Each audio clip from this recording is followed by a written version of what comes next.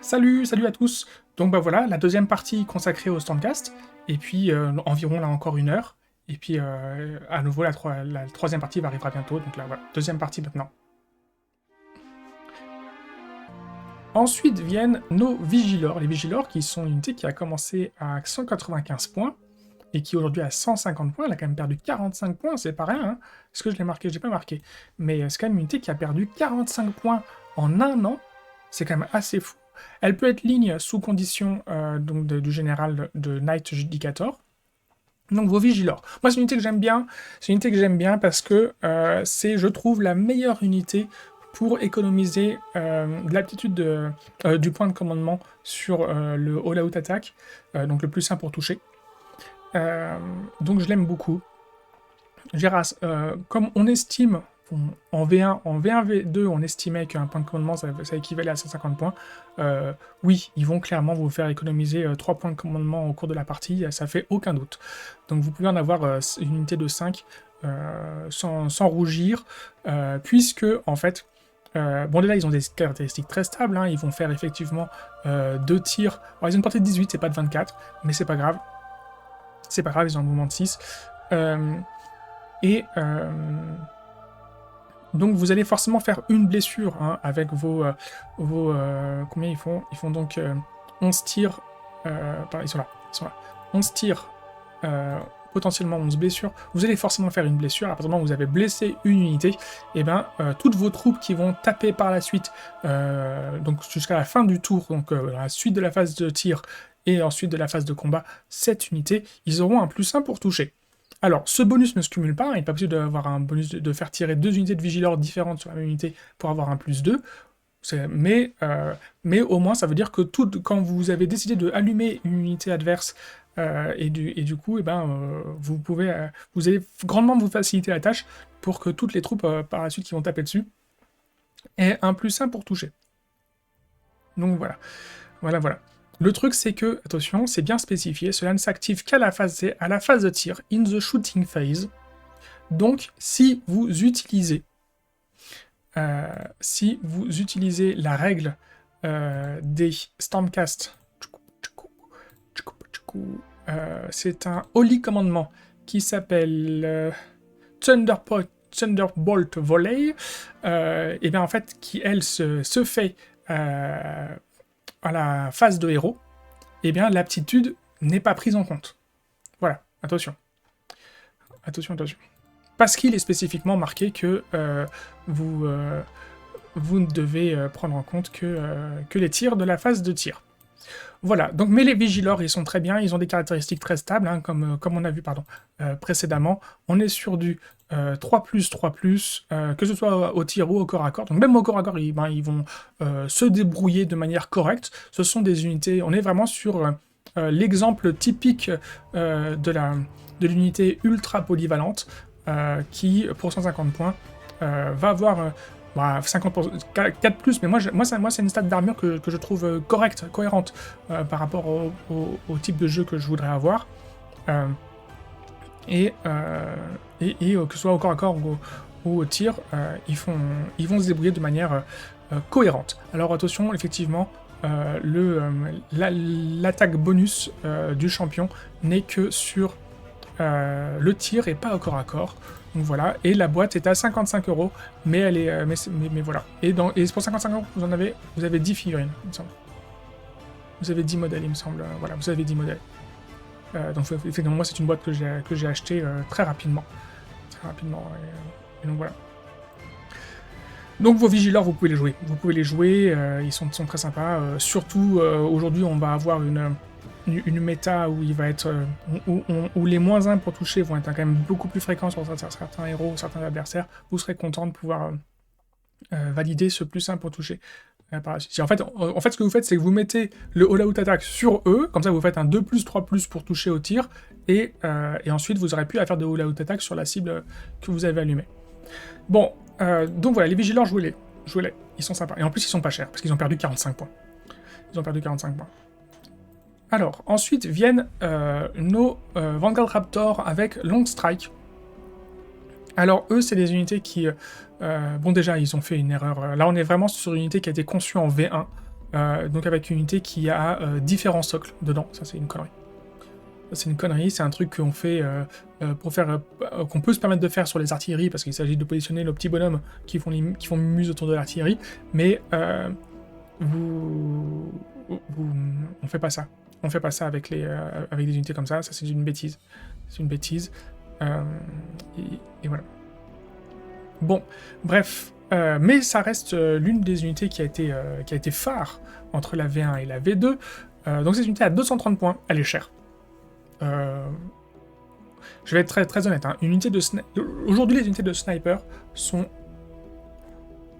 dans le jeu entre 190 et 240 points en fonction des versions, en fonction des saisons.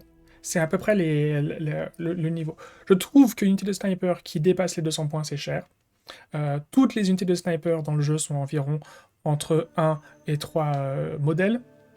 Donc là, on est sur le format 3 modèles. Ils ont une portée de 30 pouces, ce qui est assez élevé, mais bon, c'est le concept. Ils ont des arbalètes à longue portée. Et ils touchent très bien, ils blessent encore mieux, et ils ont une pénétration d'armure 2 et une damage 2. Donc on est vraiment sur une très très bonne unité de snipe. Ils sont effectivement passés de 1 attaque de tir à 2 attaques de tir, donc on est passé quand même à 6 attaques, sachant que le champion n'a pas de règle spéciale pour avoir une attaque en plus. On est vraiment sur 6 tirs, 6 tirs, 12 dégâts, on est ici. Et son piaf avant pouvait voler de mémoire, hein, à distance. En fait, allait taper à distance et faisait, je crois, une touche mortelle, ou un truc comme ça. Bon, bah je crois qu'il le fait plus, maintenant il doit avoir un truc, c'est quoi? En fait, il a rien. Non, il a rien. Le piaf, il est juste là pour faire joli. Il est juste là pour faire joli au corps à corps. Le piaf ne sert plus à rien. Le piaf ne sert plus à rien. Et ils ont la règle, forcément, ça c'est un truc qu'ils ont toujours eu. Mais c'est le truc du sniper, c'est la règle du sniper. Tu fais un 6 pour toucher, vous faites des blessures mortelles et vous mettez fin à la séquence de tir. Et ça, c'est la règle du sniper. Il n'y avait pas besoin de donner ça aux judicateurs. Aujourd'hui, vous préférez jouer à 200 points, 5 judicateurs et faire 11 tirs que faire 6 tirs avec les Vanguard Raptor, même s'ils ont une grande portée. Voilà. Donc voilà. Donc malheureusement, aujourd'hui, les Vanguard Raptor, vous allez pas trop les jouer. Ils ont effectivement une pénétration d'armure de 2, ce qui est intéressant. Ce qui reste en fait, ce qui les reste jouable, mais pour moi, ils sont 30 points trop chers. Pour moi, ils sont 30 points trop chers, et pour une unité, c'est un gap qui est important. C'est 30 points trop cher, c'est vraiment quelque chose qui est une valeur qui est très importante. Et je fais le même constat, hein, sur les Skyfire de Tsench, ils sont aussi trop chers. Voilà, il y a un problème en fait d'équilibrage sur ces unités de la part de Games, mais depuis la V1, il y a à mon sens un problème d'équilibrage. Alors les gens qui ont abusé et surabusé de la fameuse shootcast en V1, V2 des Samgas vont dire non, ils sont ultra forts, Oui, je ne dis pas qu'ils sont pas forts, je dis juste qu'il y a un problème d'équilibrage là-dessus, et que c'est pas une question qu'ils soient faibles ou forts, c'est que la fonction du sniper qui est tout d'un coup hyper forte, tout d'un coup plus forte, et en fait le fait que quand on veut limiter la puissance des snipers ou les rendre viables, etc. En fait on touche pas aux snipers, mais on touche à l'entièreté des unités qui tirent dans le jeu. Et voilà, il y a un problème. Il y a un problème de réflexion à ce niveau-là de la part de Games. Ensuite viennent leur pendant multi-tir, qui est donc le Vanguard Raptor avec Hurricane Crossbow, qui était une unité qui était jouable en V1, V2, et qui ne l'est plus du tout aujourd'hui, notamment parce qu'en fait, ils n'ont aucune pénétration d'armure. Alors même si avant, ils étaient en 4+, pour toucher blessé, ils faisaient beaucoup plus de tirs. Ils faisaient beaucoup plus de tirs, ils ont toujours été à une portée de 18, mais le fait que, eux, ils n'ont pas passé la petite étape d'avoir une pénétration d'armure, même de 1. Ce qui fait, du coup, en fait, ça les rend pas du tout jouables, même si, en fait, quand ils touchent au tir, ils font une touche de plus. En fait, comparativement à leur équivalent chez les judicateurs lambda, qui donc ont aussi une portée de 18, eh bien, avec en fait, l'arbalète lourde des Judicateurs, qui va, elle, avoir une pénétration d'armure de 2, compense largement le fait qu'il y ait 2 touches possibles potentielles chez les Vanguard Raptors avec Hurricane Crossbow. Donc eux, là, on est vraiment sur une unité qui est passée de à peu près jouable, éventuellement jouable, parce qu'elle allait saturer les tirs, vraiment saturée, en V1, V2, à une unité qui n'est plus du tout jouable. Parce qu'en fait, elle n'a pas suivi la méta, donc elle n'a pas de pénétration d'armure. Donc voilà, c'est une unité que vous ne jouerez pas. Que vous ne jouerez plus, malheureusement. Ensuite viennent 2 unités qui, je les ai mises là parce que elles font le lien entre Justicar et Angelos, d'un point de vue lore. Ils ont donc les Aetherwing et les Gryph-hound, qui sont des unités qui ont le cul entre 2 chaises, d'un point de vue utilité. Ce sont pas des unités qui vont taper au corps à corps. Pardon. Ce sont des unités qui sont là pour faire bénéficier de leurs aptitudes, de leurs règles. Les Aetherwing ont perdu concrètement du rôle tactique par rapport à avant.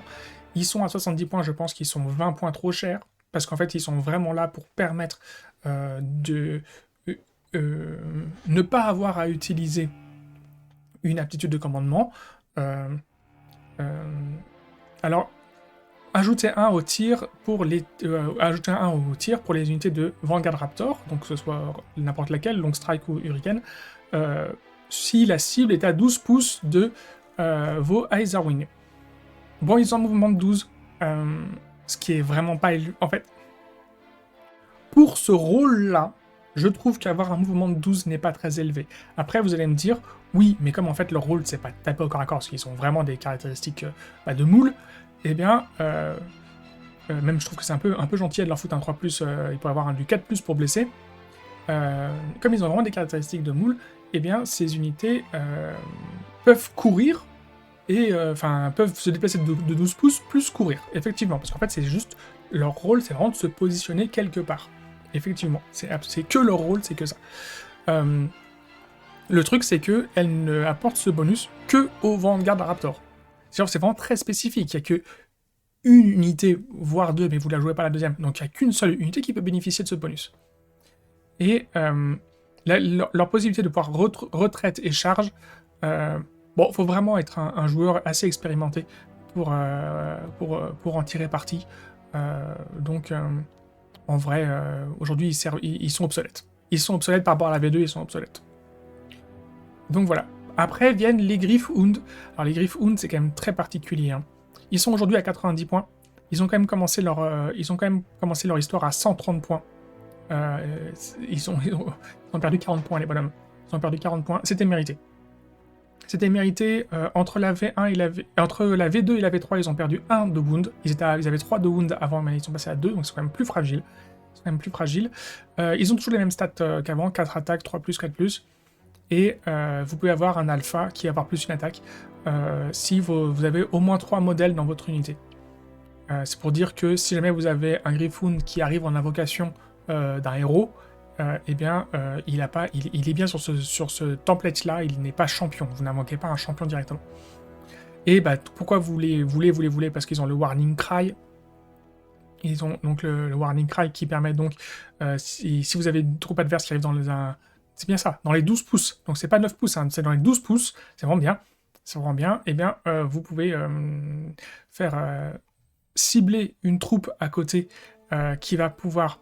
vous pouvez prendre jusqu'à 3 troupes copines, 3 troupes Stormcast Eternal, et qui sont donc dans un rayon de 12 pouces aussi de vos chiens, et leur permettre de faire chacune un tir gratos sur la fameuse troupe la troupe ennemie qui arrivait dans les 12 pouces.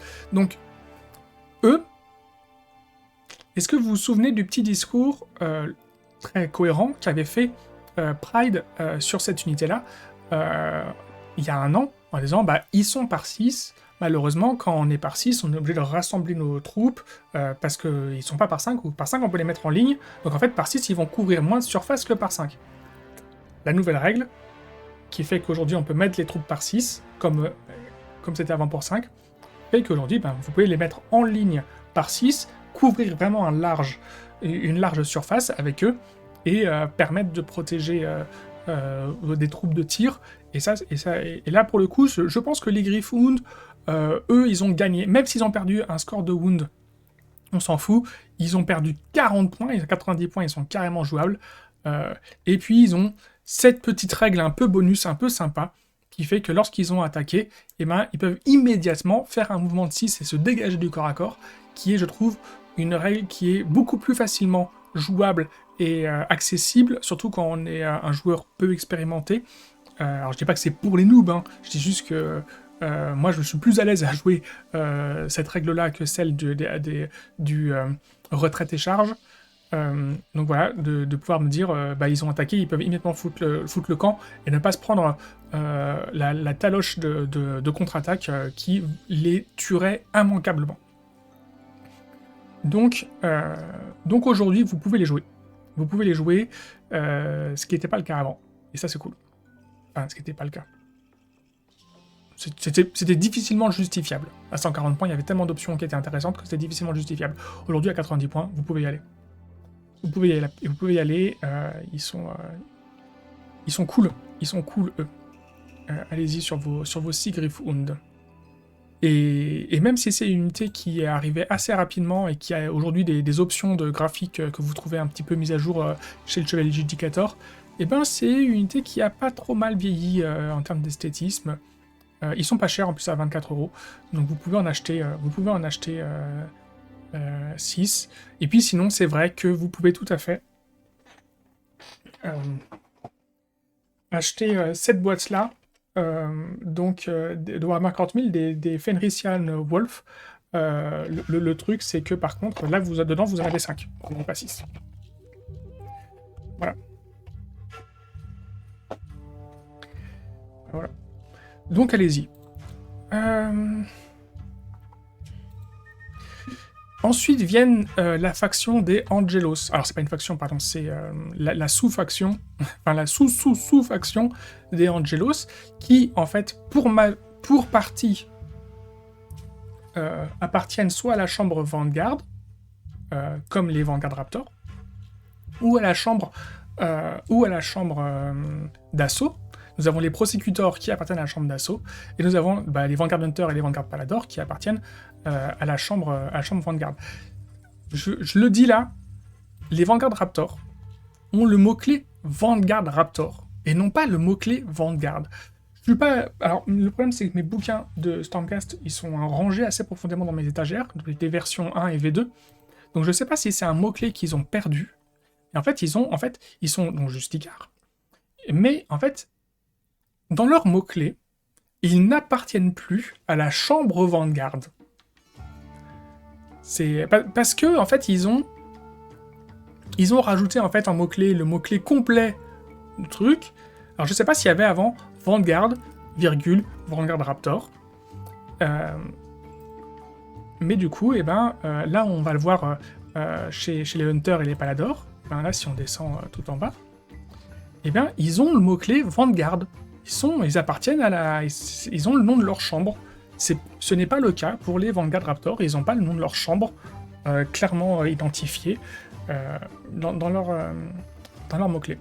Bon, pour l'instant, ce n'est pas... En tout cas, dans ce Battle Tome actuellement, ce n'est plus exploité. La chambre Vanguard n'est plus identifiée dans les règles. En tant que... Il n'y a plus de règles qui dépendent du mot-clé Vanguard, spécifiquement, et de la chambre Vanguard. Puisque...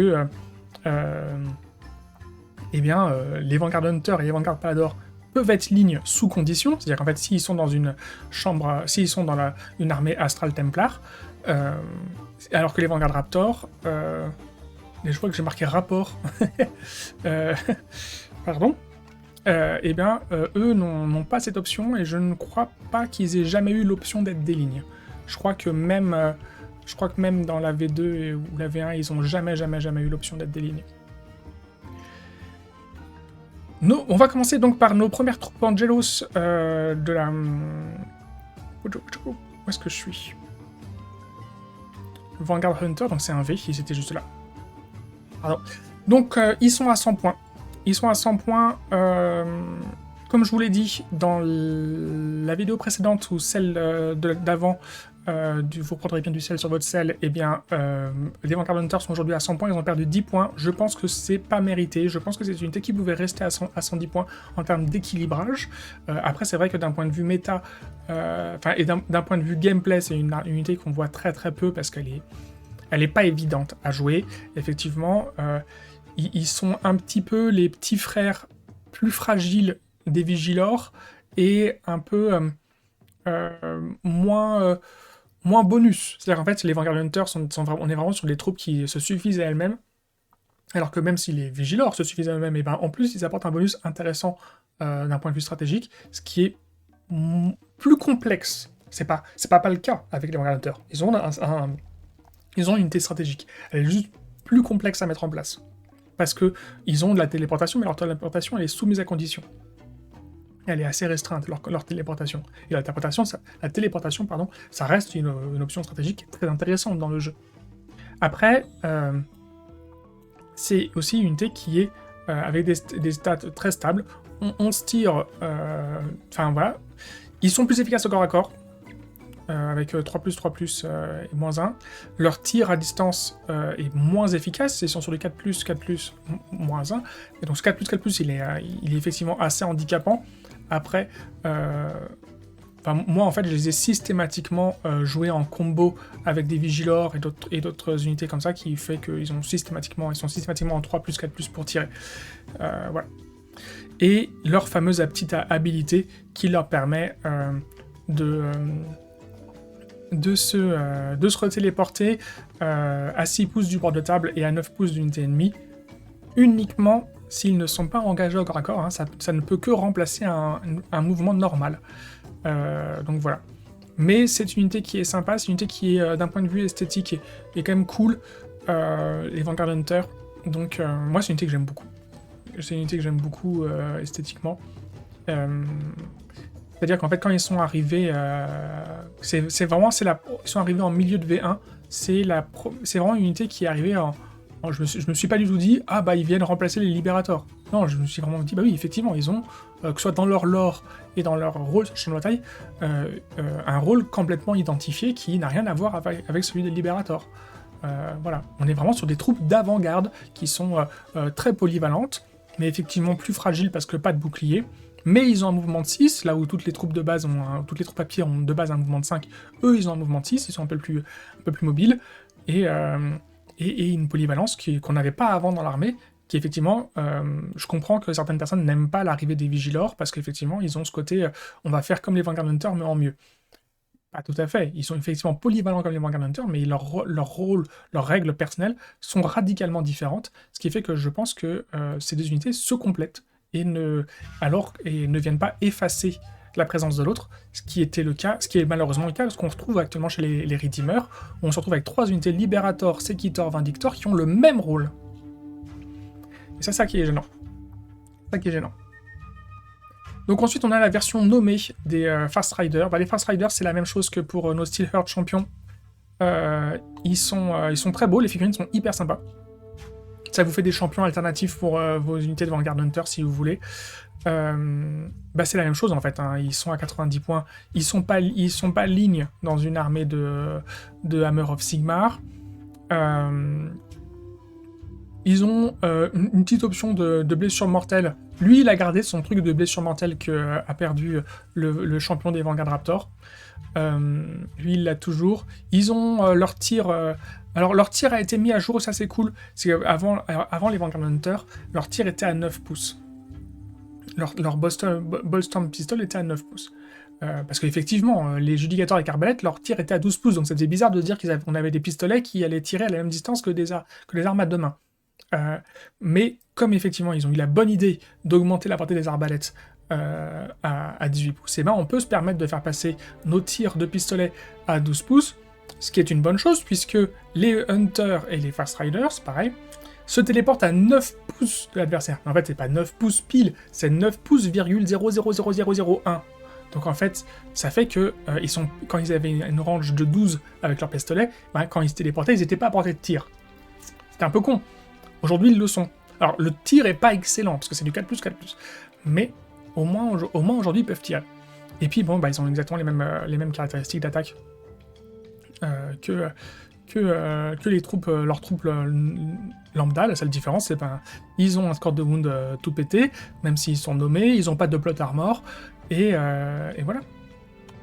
Donc bah, vous les jouez pas. Et ils sont pas dignes dans une armée spécifique d'Hammer of Sigmar. Voilà. Ensuite viennent les Vanguard Palador. Alors les Vanguard Palador, comme je vous l'ai dit dans les vidéos précédentes, eux ils ont, je trouve, plutôt gagné. Bon, je pense qu'il reste... Ils ont commencé à 200 points, ils sont à 190 points, donc ils ont perdu 10 points. Je pense qu'il reste encore 10 points trop cher. Je pense qu'ils devraient être à 180 points. À cause de la méta. À cause de la méta actuelle. À cause du fait qu'on ait trop d'armure dans le jeu, et que pour pouvoir être vraiment efficace quand on est notamment une troupe lourde, donc là on est sur de la cavalerie lourde, eh bien il faut avoir de la pénétration d'armure ou de la blessure mortelle. Ils avaient avant une petite règle, le champion avait une petite règle pour faire un point de blessure mortelle, c'était anecdotique, c'était là pour dire il a un truc spécial qui fait de la blessure mortelle, bon, il l'a perdu, c'était anecdotique. Il l'avait, mais c'était anecdotique. Donc, deux options d'armement, le javelot ou hache à une main, hachette. Qu'est-ce qu'ils ont? Ils se déplacent très vite. Bon, mouvement 12 de base, plus la téléportation, sachant que eux, comme ils sont sur des Griffhound, et ben le Griffhound, lui, peut effectuer un mouvement de téléportation, même s'ils sont engagés au corps à corps, donc ça c'est plutôt cool, ils peuvent le faire à la place d'un mouvement normal ou à la place d'une retraite. Il est là, écrit ici, retraite, donc ça c'est cool. Ils ont quand même un score d'armure, ils sont quand même assez tanky, parce que même s'ils ont une sauvegarde de 4+, ils ont quand même 15 wounds. Ensuite, donc, alors, comment ça s'appelle, en format javelin. Moi, je les joue personnellement que en format javelin. Ils ont le javelot qui est quand même le tir, ils ont les mêmes pistolets que leur version à pied, donc c'est du 4+, c'est pas fou. Par contre, le javelot, lui, a une portée de 18 et puis il fait du 3+, c'est pas mal. Sachant que le champion, lui, pour le coup, eh ben, son bonus de champion fait qu'il a du bonus partout. Lui, il se pose pas la question. Plus un tir de pistolet, plus une attaque de javelot. Donc à distance, ça fait plus 2 attaques, et au corps à corps, ça le fait plus une attaque de javelot aussi. Donc c'est pas mal.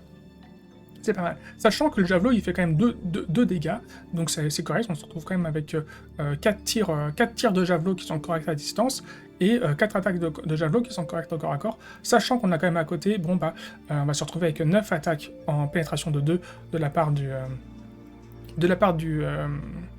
des griffes chargeurs, qui sont aussi donc des montures qui sont plus que correctes. Genre, on n'est pas là, avec les griffes chargeurs, on n'est pas du tout sur l'attaque honteuse des chevaux, la blague, vous savez qu'on a, bon bah écoute, j'ai raté ma super attaque de charge avec mes cavaliers et leur lance, les cavaliers avec la lance molle, mais c'est mes chevaux qui ont des 4+, ou 4+, 5+, pour toucher, qui vont faire un point de dégâts pourri, mais qui vont quand même le faire là où mes lances molles ont tout raté. Et ben là, on se retrouve quand même avec des montures qui ont des stats de corps à corps pour taper qui sont correctes. Donc c'est plutôt pas mal. Et voilà, donc il y a l'option, si vous voulez les mettre avec hachette. Donc effectivement, les hachettes font 3 attaques au corps à corps, là où les javelots vont en faire que 1, ils vont faire D3 dégâts. Bon, le D3 dégâts, c'est vraiment pour dire que c'est explosif. Hein. On est plus intéressé par le fait qu'il y ait 3 attaques qu'il y ait du D3 damage.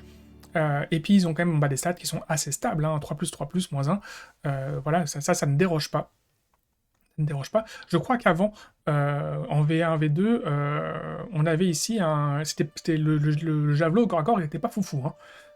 La hache, ça a toujours été en 3+, 3+. Donc, à ce niveau-là, on a toujours une version corps à corps qui a été un peu plus boostée pour les haches, mais c'est cool qu'on ait... ils aient amélioré en V3 les caractéristiques du javelot au corps à corps, et c'est très bien. C'est très bien, c'est très bien. Donc vous pouvez y aller, hein, puisque on est quand même sur du 19-39 damage potentiel hein, au corps à corps, mais c'est quand même très très explosif comme type de dégâts. On préfère avoir quelque chose d'assez stable, donc moi je préfère même au corps à corps choisir les 13 attaques pour un potentiel de 15 dégâts avec le javelot, et avoir des options de tir nettement plus intéressantes. Voilà. Enfin, moi, de la manière dont je les joue, ils sont plus souvent... Si, ils tapent, mais Je les mets au corps à corps, c'est vrai, mais je suis très content qu'ils fassent des dégâts au tir. Je les ai jamais testés uniquement avec hachette, donc je me rends pas compte si... mais en vrai, c'est rarement mes tirs de pistolet qui vont avoir un impact. Les javelots sont efficaces. Donc voilà. Donc les paladors, encore 10 points trop chers, mais jouables. Moralement, en disant, ouais, ils sont en dessous ils sont passés en dessous définitivement de la barre des 200 points, donc jouables, ce qui n'était pas le cas avant. Voilà. Ensuite viennent les prosecuteurs. Donc les prosecuteurs, on a 2 unités, mais on a 3 manières différentes de les jouer. Non, javelot d'abord. Alors moi, les prosecuteurs, c'est une unité avec laquelle j'ai du mal. Surtout depuis qu'elle est passée au-dessus de 110 points. Enfin, qu'elle est à 110 points. Avant, elle était autour des 100 points et 90 points. Depuis qu'elle est passée définitivement au-dessus des 100 points, je trouve que c'est une unité qui est difficilement justifiable sur le champ de bataille. Parce que, en fait, elle fait rien, quoi. Elle est très très peu efficace, à proprement parler. Au tir, quel que soit son format. Donc là, on est en format javelot. On est en format javelot, qui est le format qui est supposé mettre en valeur le tir. Et bien, le problème, c'est que le trident n'a plus d'intérêt à être mis sur le champion, puisque son bonus de plus une attaque n'est que sur le Stormcall Javelin. Donc plus sur le trident. Donc là c'est pour moi un défaut. Là pour moi c'est un défaut de plus pouvoir foutre le trident sur le champion. Est-ce que c'était pas possible avant ? Je crois que c'était possible avant. Mais bon, quoi qu'il en soit, pour moi c'est un défaut. C'est très simple. Où est-ce qu'ils sont ? J'ai les yeux, voilà. Alors...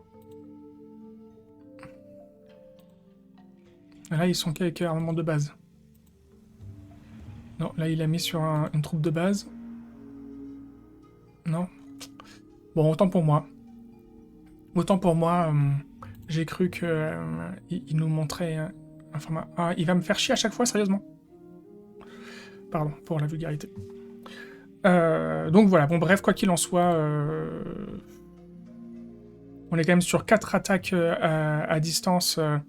avec un potentiel de 5 dégâts, 4 attaques au corps à corps avec le javelot, potentiel de 5 dégâts. Tu sais. Oh, ça vous fait pas suffoquer 62 € pour 6 bonheurs. Games, s'il vous plaît, Games. Donc on est sur... Et puis en plus au corps à corps, ouais, les caractéristiques sont du 4+4+, c'est nul à chier. C'est nul à chier, donc je suis désolé pour eux. Même s'ils ont une sauvegarde de 3+, parce qu'ils ont un joli bouclier, les pauvres, ils sont pas assez nombreux, et parce qu'ils sont 3, ils sont chers à 110 points pour 3 bonhommes, pour 6 wounds à 3+, 110 points c'est beaucoup trop cher.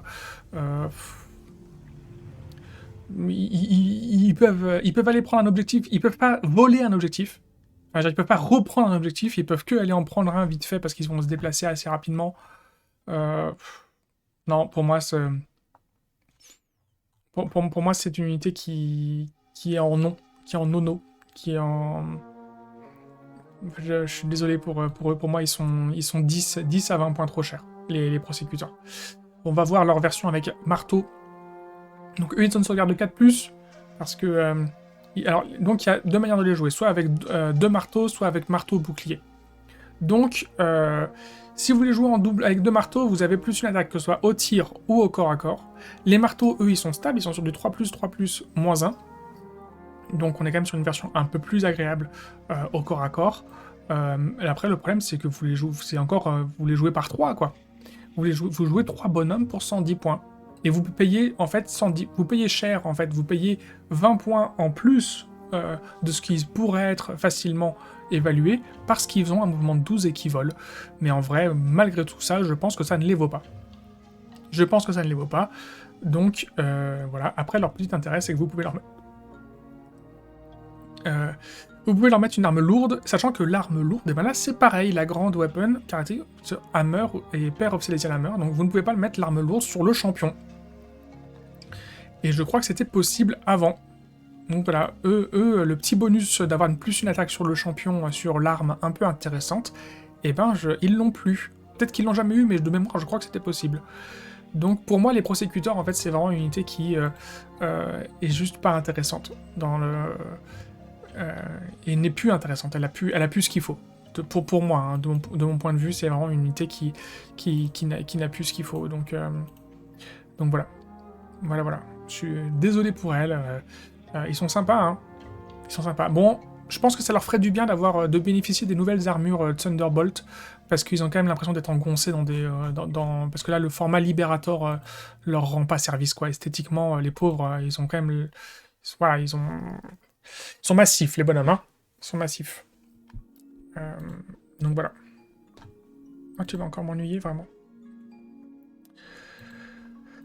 Donc voilà. Donc je ne vous suggère pas de jouer du Prosecutor dans cette version du jeu actuellement. Et c'est vraiment une question de coût en points. Parce qu'en fait, il n'y a pas de raison, leurs caractéristiques sont correctes. C'est juste qu'en fait, ils sont trop chers par rapport à leur rapport cohérent sur le champ de matériaux aujourd'hui. Donc ensuite vient une unité que, tout comme les Aetherwing et les Griffon, une unité qui n'a pas de mot-clé, qui est donc le Stormstrike Chariot, qui est une unité qui est esthétiquement très sympa, que moi je n'ai pas acheté, que je ne joue pas, même si elle n'est pas trop chère, elle est encore à un prix décent.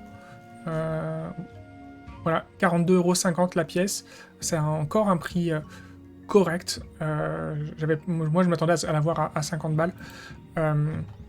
Alors elle est jouée aujourd'hui avec... elle a deux options d'armement, soit avec l'arc, soit avec la lance. Elle a toujours été jouée, je crois, en majorité avec la lance, qui serait beaucoup plus intéressante. Effectivement, donc 160 points, je crois qu'elle a toujours été à 160 points, ou elle a commencé à 165 points, donc c'est anecdotique. Sauvegarde de 3+, moi j'ai eu tendance beaucoup à la comparer en termes d'intérêt de gameplay avec les Vanguard Palador, parce que je trouvais qu'il devrait être en fait comparable en termes de points, parce que je pense que les Vanguard Palador devraient être à 180 points, donc avoir 20 points d'écart avec le Stormstrike Chariot. Donc si vous prenez la version de tir, parce que là on est vraiment sur il n'y a pas de cumul de caractéristiques, hein. On est vraiment, si vous prenez l'arc, il y a un arc. Hein, c'est pas un arc pour les deux bonhommes, c'est vraiment un arc. Donc 2 tirs, 3+, moins 1, donc on est sur quelque chose de très stable, portée uniquement de 18, donc même si c'est un Great Bow, le Great Bow, il ne tire qu'à 18. Et donc voilà, alors peut-être que c'est justifié d'un point de vue lore, parce que quand tu tires en déplacement, c'est difficile, hein. C'est vrai. Mais il n'y a pas de tir, enfin... Les autres troupes qui se déplacent et qui coulent, tout ça, elles peuvent aussi tirer, donc bref. Bon, qu'est-ce qu'elle a d'intéressant? Elle a un mouvement de 12 qui est sympa, elle a un score de 12 en wound, ce qui fait que s'il meurt, et il fait quand même pas mal de un potentiel de 2 ou 3 blessures mortelles, c'est quand même pas mal. Et une sauvegarde de 3+, alors voilà, elle a pour elle d'avoir une sauvegarde de 3+, et c'est ce qui en fait fait vraiment l'équivalence en termes de tankabilité par rapport aux 3 wounds supplémentaires qui ont les Vanguard Palador, parce qu'en fait, aujourd'hui, dans notre format de jeu actuel, c'est une stat 1 point d'armure, c'est, comme je vous le dis, l'équivalent de 2 à 3 wounds. Donc en fait, ils sont aussi tanky. Après, la différence, c'est que vos 3 Vanguard Palador vont occuper un peu plus d'espace. Je crois qu'on est sur un socle de 10 cm sur 6 avec le Stormstrike Chariot, donc ça va, c'est pas trop gros, il se faufile assez bien n'importe où. Et donc 9 attaques au corps à corps, pour un potentiel de 9 dégâts. Et si vous la jouez en version lance avec la Spear, eh bien vous allez faire... vous n'aurez pas de tir à distance, mais 11 attaques au corps à corps et potentiel de 13 dégâts. C'est l'intérêt de cette Spear qui va avoir en fait une pénétration d'armure de 2 et 2 points de dégâts.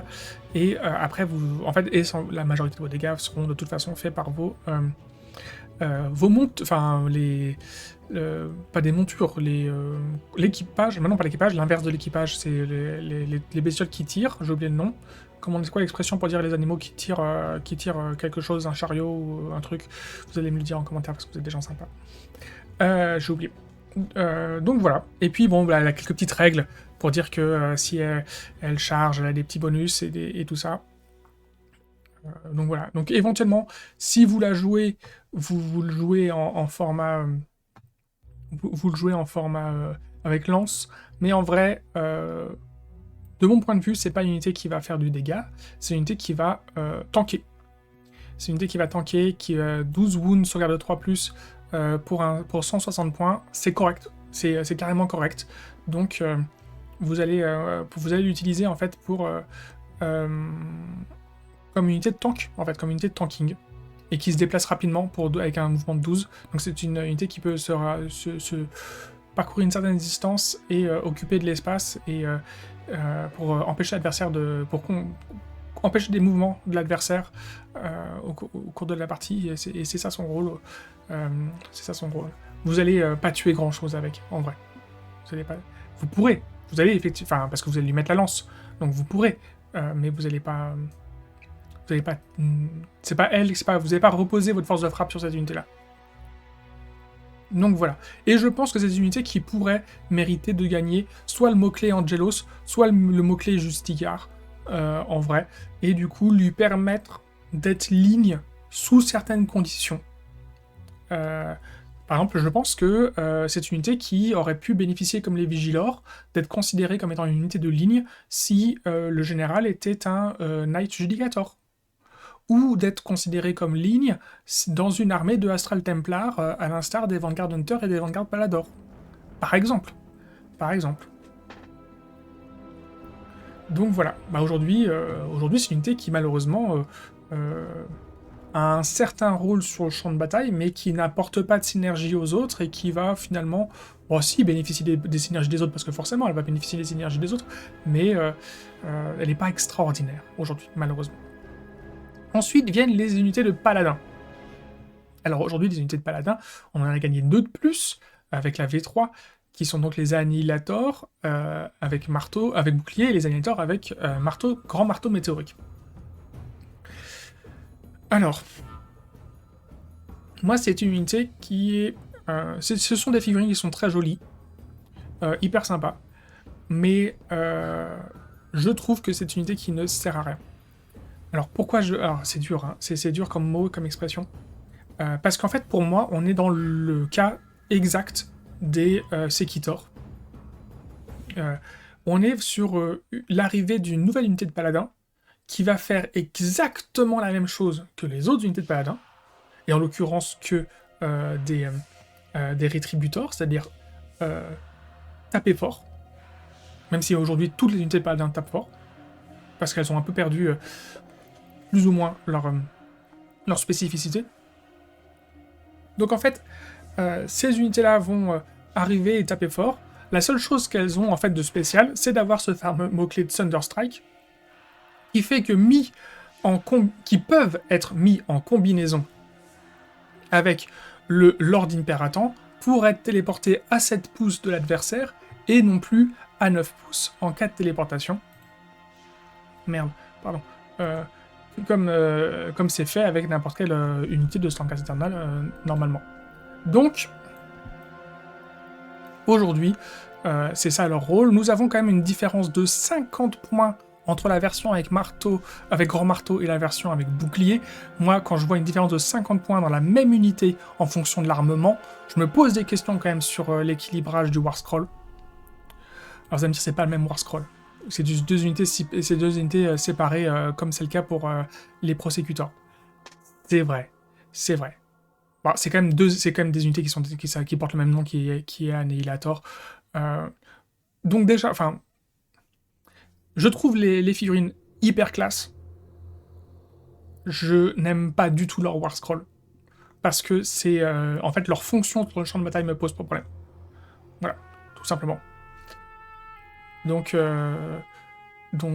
et en plus, en l'occurrence, dans leur lore, ils sont juste définis comme étant des Uber paladins. Oui, non. Pardon. Alors, c'est pas les ubérisations, telles que, du point de vue économique, tel qu'on l'entend aujourd'hui, mais c'est l'expression, la vieille expression C'est des super paladins. Ils sont définis comme étant des paladins encore plus lourds, encore plus gros, plus puissants que les paladins d'avant. Et c'est juste ça leur lore. Donc, c'est-à-dire qu'en fait, s'il y avait juste cette unité-là, avec le bouclier et une solaire de plus, eh ben, vous ne m'entendriez pas pester. En vrai. Hein. Mais, parce qu'ils ont fait une version avec marteau à deux mains, eh ben, je ne suis pas content. Tout simplement. Parce que, en fait, ils viennent en combo, enfin, pas en combo, ils viennent essayer de dépasser, donc on est là, nos rétributeurs, protecteurs et décimateurs. Qui étaient déjà des unités qui étaient pas beaucoup jouées. Alors en l'occurrence, surtout les décimateurs. Les rétributeurs et les protecteurs étaient joués. Mais même si le nerf de la fameuse Gave Bond, le fameux héros qui permettait de faire une aptitude de commandement qui allait booster, augmenter de 3 pouces la charge des unités, le nerf de ce héros-là nommé a pas mal nerfé l'utilisation des rétributeurs, en l'occurrence, sur le champ de bataille. Enfin, on les joue moins. Donc, nous avons la version avec grand marteau, qui est la version qui est le plus souvent jouée, qui est quand même 3 attaques en 3+, 2+, pénétration d'armure de 2, dommage 3, donc qui est ici, fait quand même un total de 10 attaques pour 30 points de dégâts potentiels, ce qui est pas mal. Ce qui est pas mal, le problème en fait, c'est qu'on est quand même sur quelque chose de très très très explosif en termes on triple hein, le potentiel entre les dégâts et les dommages.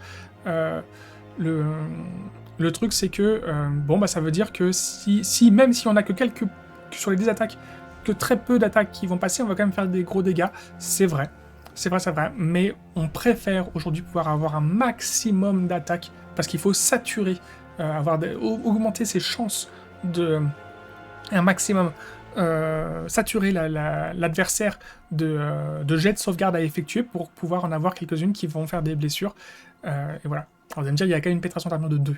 Oui, il y a une pénétration d'armure de 2, au moins ça, parce que, effectivement, ça les rend jouables. Ça les rend jouables pour ça, parce que du coup, l'Annihilator, qui n'a qu'une pénétration d'armure de 1, et ben, en fait, lui, avec son petit nombre d'attaques, de 10 attaques, fait que c'est pas intéressant. Même si, pour le coup, c'est une super unité de tanking, hein, avec ces 2+. Le truc, c'est qu'à 170 points, en fait, on va préférer aller chercher n'importe quelle unité de Redeemer qui va avoir moins d'armure, mais avec laquelle on va pouvoir lui mettre un bouclier mystique, et les faire passer en 3+, ou en 2+, si on parle des Vindictors, et ils vont tanker aussi bien que nos Annihilators. Vous allez me dire, ouais, mais du coup, les Annihilators, ils n'ont pas besoin qu'on leur mette un bouclier mystique pour qu'ils aient 100 de plus. C'est vrai, mais c'est pas même coup en point. Donc voilà. Et ils vont pas nécessairement taper beaucoup plus fort que nos Vindictors, sachant que nos Vindictors, eux, ils vont faire de la blessure mortelle, ce qui n'est pas le cas de nos Annihilators. Donc en fait, en vrai, si vous les avez achetés, si vous les trouvez beaux, vous les jouez a priori en grand marteau, voilà. Mais comme ce sont des paladins, ils peuvent être lignes sous condition d'être joués chez, je sais plus c'est lesquels. Les Celestial Vindicators, je crois. J'ai un doute. Donc, et ils sont à 45 € les 3 bonhommes, donc ils sont encore à un prix correct.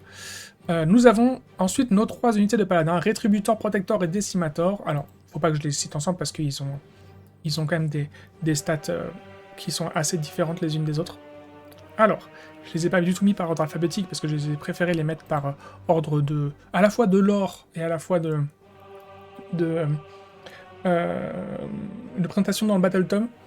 Parce que la première unité emblématique, c'est le Rétributor, le paladin avec marteau, qui sont d'ailleurs aussi, lorsque dans le lore, il a fallu rajouter du punch à la chambre d'assaut, parce que la combinaison Libérator-Judicator n'était pas suffisant, parce qu'on avait en face des démons trop puissants et trop forts, et la première unité qui a été envoyée très rapidement pour péter la gueule des gros démons, on leur a envoyé des Rétributors en soutien, et d'ailleurs, enfin en soutien, en troupe de choc.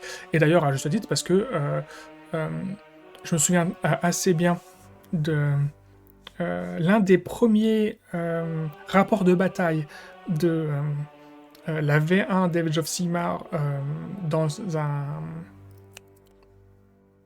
White Earth, eh bien, on avait une magnifique charge de 5 rétributors sur un bueur de sang, et ils l'ont atomisé. Et c'est le concept, c'est leur rôle. C'est leur rôle, et leur rôle n'a pas changé. Ils ont toujours été entre 210 et 220 points, peut-être 230 points à une époque. Donc, score de 3, sauvegarde de 3+, et un score de wound de 3, ça n'a pas changé non plus. Donc, 5 bonhommes, donc un score de wound de 15. Ce qui a changé, c'est qu'ils ont gagné une attaque avec leur Lightning Hammer par rapport à la version précédente. Ils ont toujours fait des blessures mortelles ou un truc sur du 6. Ils ont toujours fait des blessures mortelles. Ils ont toujours eu un score de rend de 2 et de damage de 2, il me semble. J'ai un doute sur le rang de 2, je crois qu'ils étaient en rang de 1 avant. J'ai un doute là-dessus. Par contre, en fait, ce qui s'est passé, c'est qu'ils ont effectivement gagné une attaque. Ce qui par rapport à avant. Donc on est passé donc de 10 attaques à 15 attaques. Plus une, parce qu'ils ont un champion. Et en fait, c'est... Donc on est où? On est ici. C'est 16 attaques. Pour un dommage total de 32. Fait que... Parce que, effectivement, ils sont en dommage de 2. Fait qu'en fait, aujourd'hui, vous ne jouez plus les 2 masses d'Astérie. Donc, Star Soul Mace. Qui sont sur du Jet+, vont faire des dégâts mortels. Vous les jouez encore? Je les ai retirés. Je les ai retirés de mes... Enfin, je les considère plus... mes 2 masses d'Astérie, je les joue comme des masses normales pour cette unité. Parce qu'ils ont déjà... Alors, effectivement, ils peuvent faire de 2 à 6 blessures mortelles quasiment gratos. Mais en fait, je continue à jouer, en fait... parce que je préfère avoir un potentiel... Faire potentiellement, donc, 2 x 3... donc potentiellement 12 dégâts avec une pénétration d'armure de 2 que potentiellement 6 blessures mortelles. Donc c'est pour ça qu'aujourd'hui, personnellement, je ne joue plus avec Mars d'Astérie parce que ils ont une pénétration d'armure de 2 et toujours la possibilité de faire de la blessure mortelle sur 6. Donc c'est pas non plus déconnant. Donc les rétributeurs à 210 points, c'est une très bonne unité, vous pouvez la jouer. Il n'y a aucun problème. Leur petit défaut, c'est d'avoir un mouvement de 4. Et voilà. Et en vrai, je trouve que ça ne se justifie plus. Je trouve que ça ne se justifie plus qu'ils aient un mouvement de 4, parce qu'il me semble que les annihilators ont un mouvement de 5. Donc si vous sortez des mecs qui ont une armure encore plus... Non, ils ont un mouvement de 4, pardon, tant pour moi. Ouais, ok. Non, pardon, j'allais baver en disant que ils avaient un meilleur mouvement. Non, c'est bon, ok, je bave plus. Mais c'est pas grave, ils sont très bien, ils tabassent, et puis vous pouvez les téléporter avec un prêtre. Alors avant, c'était un petit peu l'évidence même, parce que le Relictor, il avait aussi un mouvement de 4 avec son totem. Il est passé un mouvement de 5 parce qu'il n'y avait pas de raison. Parce qu'il n'a pas une armure ultra lourde. Et là, en l'occurrence, Annihilator, Rétributor, Protector, Decimator, on devrait être sur ce qu'on pourrait dire de l'infanterie monstrueuse, en fait, à proprement parler. Bon, ils sont sur des socles de 4, de 40 mm, c'est pas de 50. Donc on n'est pas à proprement... Ils ont le cul entre deux chaises, ils sont plus lourds que de l'infanterie lourde, mais ils sont pas sur du socle de 50, donc c'est pas tout à fait de l'infanterie monstrueuse. Voilà. Mais... Donc voilà, donc nos rétributeurs sont très jouables. Nos protectors sont aussi très jouables, malgré... Alors, mettons là. Donc à 220 points, eux ils sont restés à 220 points, ils ont toujours été à un prix comme celui-là, malgré le fait qu'ils ont eu un petit nerf. Alors, donc eux ils tapent beaucoup, et avec une très bonne portée, ça c'est cool. Alors, donc ils tapent avec une pénétration d'armure de 2, donc, et ça aussi c'est bien parce qu'ils ont gagné un point de pénétration d'armure. Et le fait qu'ils vont saturer de tellement d'attaques, avec une pénétration d'armure de 2, même s'ils ne font qu'un seul point de dégâts, fait que pour eux aussi, je leur mets pas de Star Soul Mace, parce que ça reste en fait une saturation d'attaque très importante, hein. On a quand même 26 attaques pour 26 dégâts, donc voilà, parce qu'ils ont une pénétration d'armure de 2, et ben je leur mets pas aussi les Star Soul Mace, et notamment parce que les Star Soul Mace, elles ont une portée de 1, alors là ça permet d'avoir toute l'unité qui est équilibrée sur une portée de 3. Et leur petit truc, c'est que ben, ils ont plus 1 en sauvegarde, donc ils ont une sauvegarde de 3+, mais plus 1 au jet, ce qui fait qu'ils sont aussi très tanky. Et du coup, à 220 points, j'aurais tendance à plus les jouer que les annihilateurs avec bouclier, ce qui fait qu'en fait, on a nos 2 unités. Je vous ai dit, les annihilateurs avec grand marteau, et ben, ils viennent faire concurrence aux rétributeurs. Et ben, je préfère quand même les rétributeurs, parce que je trouve qu'ils sont un tout petit peu plus stables au niveau des dégâts. Ils font des blessures mortelles. Alors eux, ils font des blessures mortelles quand ils arrivent au corps à corps et quand ils chargent. Et eux, ils font des blessures mortelles au corps à corps en permanence. Donc je préfère la stabilité des rétributeurs. Et ils ont plus de points de vie. On est quand même une grosse différence en fait de survivabilité de l'unité. On est quand même avec 9, un score de wound de 9 pour 170 ou 220 points. Et là, on a un score de wound de 15. Donc je préfère largement les rétributeurs aux annihilateurs avec grand marteau, et en termes de survivabilité, je préfère largement les protecteurs aux annihilateurs avec bouclier. Donc en fait, on s'est retrouvé avec deux nouvelles unités de paladins qui sont très jolies en termes d'esthétique, et en fait, sur le champ de bataille, en fait, se retrouvent en concurrence directe avec des unités qui existaient déjà, et en fait, les remplacent même pas. Bon, tant mieux, parce que ça m'aurait... Voilà, mais du coup, on a 2 unités qui sont pas ou peu intéressantes, qui sont donc nos 2 unités de Annihilator, puisque en fait, ce qui existait déjà était déjà très bien. Alors, je suis désolé pour les concepteurs ou les sculpteurs chez Games s'ils aimaient pas les figurines, et qu'ils voulaient des nouvelles figurines, mais ils sont quand même pas mal, hein. Les modèles sont quand même pas mal, en plus ils sont sympas à peindre, moi je les aime bien. Ils sont cool. Ils sont cool. Donc, voilà, nos protectors, tanky, beaucoup de dégâts, pénétration d'armure de 2, et le petit nerf, c'est que avant,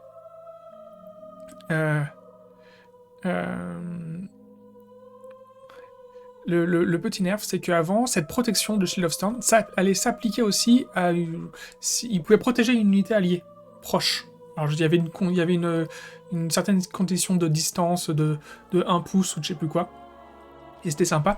C'est-à-dire qu'en fait, moi, ce que je trouverais sympa, c'est que comme ils ont une portée de 3 avec leur fameuse grande lance, vous pourriez avoir devant une unité au corps à corps, et les mettre derrière, et considérer qu'avec leur grande lance, en fait, ils viennent gêner les tirs et les attaques au corps à corps, parce qu'ils ont une portée de 3. Ça pourrait être assez intéressant, ça les rendrait sans doute beaucoup trop forts. Ça permettrait de faire des combos sans doute beaucoup trop forts. Donc aujourd'hui, avec leur grande lance, ils protègent que eux-mêmes. Donc voilà, mais ça en fait du coup une très bonne unité de tanking pour 220 points. Voilà. Ensuite viennent vos décimators. Donc les décimators, c'est vraiment l'unité qu'on a le moins vu jouer des paladins, parce que c'est une unité qui a gagné en puissance. Du coup aujourd'hui elle est jouable. Elle est aussi jouable que les autres, ce qui était moins le cas avant. Ça a toujours été une unité de anti-masse, mais ça a toujours été une excellente unité de anti-masse. Donc, première mise en comparaison avec vos Vanquishers, ils sont au double du point, ils sont à 210 points. Ils sont à 210 points, donc bien sûr, ils sont 5 avec 3 wounds, donc ça fait 15 wounds, sauvegarde de 3+, donc ils sont plus tanky que vos Vanquishers, d'accord? Ils vont faire 26 attaques, 26 dégâts.